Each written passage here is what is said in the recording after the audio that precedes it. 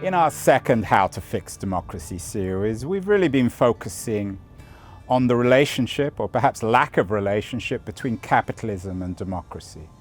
Many of the people we've spoken to have suggested that the inequities of capitalism have created a permanent underclass of people who have been so left out of the system that they've lost faith with democracy. Many of them, though, have spoken perhaps anecdotally about these people. I'm really pleased that our guest today on How to Fix Democracy, Arlie Hochschild, has also spent a lot of time with this underclass. Her prize-winning latest books, Strangers in Their Own Land, was a reflection of the 5 years, I think, she spent in Louisiana. Is it fair, though, Arlie, that many people, particularly on the left, we're talking to each other in Berkeley, the heart of the American left, that many people on the left, and I get the sense that this in part at least drove your book or your decision to spend so much time in Louisiana, that many people on the left have no understanding of the people who have lost out in capitalism. I think that's right, and that's what animated my curiosity to get out of a left bubble and take my alarm system off and permit myself a great deal of curiosity to get to know people in an equal and opposite bubble. Because if we're going to fix democracy, I think we have to fix listening. We have to fix the voices that don't feel heard. And that's one of the big splits and growing chasms in America today that's preventing a listening and a hearing and a potential conversation. Not that we're ever going to agree on a lot of things, but unless we get a respectful conversation going without contempt, we won't be able to fix democracy. So the spirit in which I set out was one of a studied openness, and it was an amazing experience, actually, because there are some bridge builders on the other side, too. And what we're building a bridge over is a chasm between two truths. For the people on the other side, the radical right, they are, I think, the Tea Party in particular, the elite of the left behind. They are, and the left behind are people who, since the 1970s, when globalization really took hold, and there were offshoring of big companies and automation, and male wages began to precipitously decline, and wage earning, and it has for all white men, blue collar, high school educated blue collar men, really down. And if there isn't a narrative about that, if there isn't a conversation about that, if you're supposed to think that everything else is fine and it's a matter of pulling your bootstraps up, people were caught between the ideology that they ardently held, I'm responsible for my own fate, and the truth that they weren't, and that something structural had fallen out from under their feet. So cultural differences there are, but those are the basic bones of the split and the problem. And there's on top of that another problem, which is that we're not even trying to talk. So what I did was ask, where is the heart of the radical right? It's in the South. Where in the South? Mostly in the super South. And there were two states that represented the super South. One was Louisiana, one was Mississippi. I knew one person in Louisiana. And so I took a leap and went there. One survey of political attitudes in Louisiana indicated a full half of residents of the state believed in the basic principles of the Tea Party. That is, and they fit a red state paradox. And I carried that little paradox around like a kind of a backpack. How could it be that across the country it is the poorest states, the states with the poorest, lowest income, the highest crime rate, the most disrupted families, the highest incidence of alcoholism and drug addiction, the most filled jails, the most pollution and lowest life expectancy are also the same bunch of states that receive more money from the federal government in aid than they give to it in tax dollars and revile the federal government. And as you note in the book, in terms of the paradox, it's something that the writer Thomas Frank wrote about. Yes. What's the matter with Kansas? You took that paradox down to Louisiana. You mentioned that you went down to listen. If I was to caricature you, if I was a cartoonist, I would draw you with massive ears. You've actually got very nice ears, but you went down to listen. What did you hear, Arlie, about democracy itself? Strangers is not a book of reportage. It's a book of translation. I'm trying to get people who despise the radical right and those who feel themselves in decline to hear what the truth feels like to people on the other side. It's a book of stories. It's of narratives. It's a book of stories as they seem to a radically different group of people and as told by those people. So I'm trying to tell their story in a way that I think it could be heard. That's what translators do, and that's what I felt. So you see yourself as a translator of the radical I do. right? I do. And I did the translation by means of an idea called the deep story. And what is a deep story? A deep story is a situation that magnifies a host of previous situations, that feels fraught, that feels true. You take facts out of the deep story. You take moral precepts out of the deep story. It's just what's the distillation of feeling that you have about what feels true. And you tell it like you tell a dream. It's a metaphor. And the metaphor is one of waiting in line. So you, the right-wing white person, we'll say man, is waiting in line and as in a pilgrimage facing up the hill to the American dream. You feel patient, you feel like you've worked hard, you're obeying all the rules, and you've been waiting a long time, your feet are tired. The white men hadn't had a raise in 2 decades, the men I interviewed. And then in another moment of this right-wing deep story, you notice some line cutters. Well, who are they? They are African Americans and women who finally have been allowed to have access to jobs and that were forbidden to them previously. Another moment of the right-wing deep story, there's Barack Obama waving to the line cutters. Oh, is he a line cutter too? How did he get to Harvard or Columbia? Who paid that bill? His mother was a single mom, not rich. Something rigged. So there's a rigging going on. And then another moment of the deep story, while you're waiting in line, getting pushed back, you're not looking in back of you. No, you're just looking ahead and you're seeing yourself pushed back. Arlie, when I was reading your book, which is a wonderful read, by the way. Congratulations. It's so human, and you really capture the experience of these people, and you have such a sympathetic voice.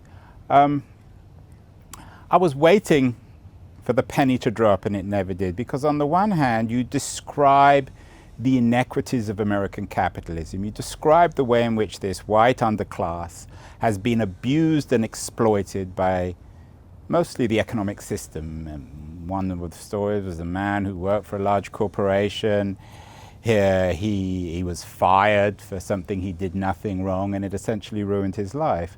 And you describe that wonderfully. And the thing that's so, I guess, frustrating, and perhaps it's because I'm a Berkeley liberal, is that they don't come to the same conclusions as me. Why aren't these people making the next step and saying, the problem is capitalism. The problem is the dominant economic class. The problem is the iniquities between the working class or the sub-working class and this new millionaire or billionaire class. It's curious that that was precisely the kind of line of questioning that was in the back of my mind in that backpack, what could account for the red state paradox. I think part of this, let me first say that there's more identification than you would think, and it comes out at the edge of their conversations.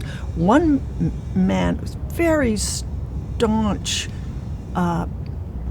Trump guy. I asked him, well, what's been the best governor you've had around here? Oh, Huey Long. Huey Long. Well, did you know that he was socialist? You know, there's chicken in every white pot and chicken in every black pot, Huey Long, at least as he started out. Well, yeah, that was good. That was good. And I said, who else would you be interested in? He said, well, Bernie Sanders.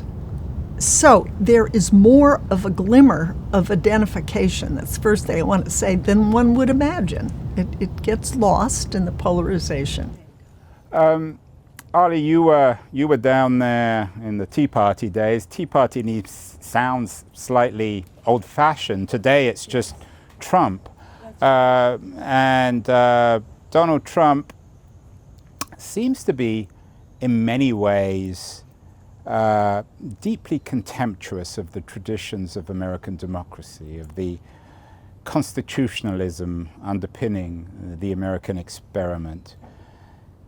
In your conversations with the people you met in Louisiana, in the fact that they were clearly being left out of the system, did they share that contempt for the formal legalities of the system? Did they see those as essentially fraudulent? The Tea Party has been swallowed up by Donald Trump, and the Republican Party has been swallowed up by Donald Trump, who, as you say, is contemptuous of the whole idea of checks and balances, of independence, of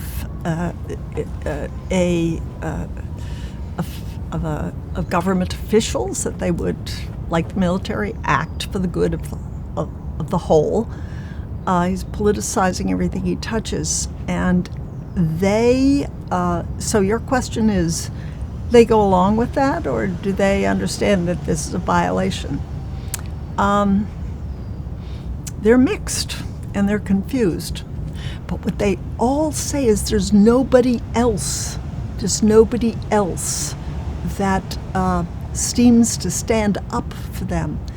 And what I feel has happened is this. And we have to go to emotion. Which is the core of much of your academic sociology. That's right. What I think has happened is that from 70s on, the working class took a big hit.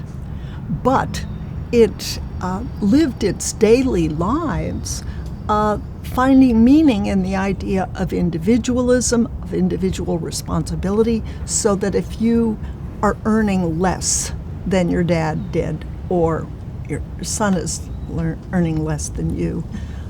If you're going down, if you got fired,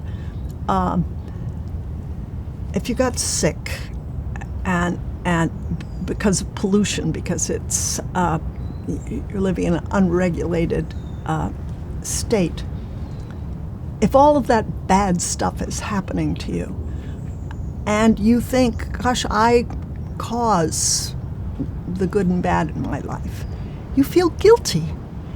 And with the magic wand, someone can say, it's not your fault. I love the undereducated, says Trump, and it's somebody else's fault. It's not your fault. So that lift of guilt, I think, however idiotic Trump can seem to the rest of us, telling us to drink Clorox to get rid of COVID-19, the power of lifting away guilt and promising a better tomorrow kind of thing, a better tomorrow that's like yesterday, that is hugely powerful, because the people, I think, the blue-collar class and lower middle are depressed. There is a whole opiate addiction, diseases of despair that are hitting just that class. You're seeing a higher rate of overdoses, of suicides, of alcohol addiction and death. And I saw it. There was kind of a discouragement. Finally, Arlie, someone's going to win in 2020, for better or worse. Either the left or the right, either Trump or the people who oppose Trump. How are we going, and you indicated this earlier, that we're failing to be able to talk to one another. How are we going to get that empathy, that feeling back into America? I think we're going to need new structures. There used to be two ways in which the two classes came together. One was through the labor union movement. And when you had a high proportion of people in it, you had a blue and white collar, you had black and white, and a focus on common interests. You also had a compulsory military, where again, black and white and upper and lower served together to some extent. And those two institutions, those class mixers, are gone now. So we're going to need something that does that. So, but I think we will need structurally. It isn't enough to just say we need more nice people. What we need are new structures through which a job corps, for example, there could be a new compulsory year that high school students of every class and region get together and say, okay, let's get our solar panels up. Let's renovate these low-cost houses and get the homeless off the streets. So there are a number of ways that new structures can be built. And in fact, after just this last year, the NewsHour, CBS, came down to Lake Charles with me to re-interview some of the people in the book, and a young man, recent Yale graduate, came down too and met the people that I interviewed, and has now started a high school exchange program. There are now 22 different high schools and 300 students who are meeting on Google meetups, and who are going to, in different regions, South, Lake Charles, and then there's Wellesley, Massachusetts, there's East Texas is another one. And if you get students, you don't start talking politics, you just start region and public schools. And I think that way the South should go north, the North should go south, the coast should go inland, inland goes to the coast.